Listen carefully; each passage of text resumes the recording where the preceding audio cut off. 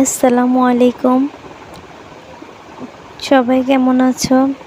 আমি কিভাবে গরুর গোশত রান্না করি আজকে তোমাদের মাঝে শেয়ার করব।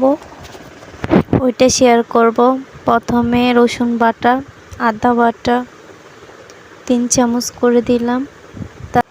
পরিমাণ মতো স্বাদ অনুযায়ী লবণ দিব, পরিমাণ মতো হলুদ, মরিচ গুঁড়া, এগুলা তেল দিয়ে ভালো করে হাত দিয়ে মিক্স করে নিব।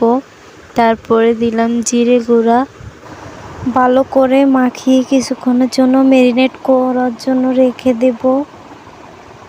ম্যারিনেট করা হয়ে গেলে পেঁয়াজ দেব। পেঁয়াজ দেওয়া হলে পেঁয়াজটাকে ভালো করে মিশিয়ে নিব। মিশিয়ে নেওয়ার পর চুলাতে বসিয়ে দিব।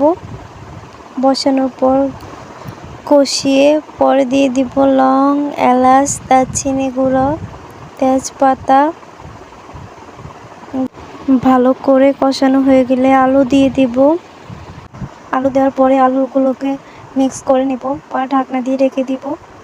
তারপর কয়টা রসুন দিব, আস্ত রসুন। আমার রান্নাটা কেমন হয়েছে বলে যাবে।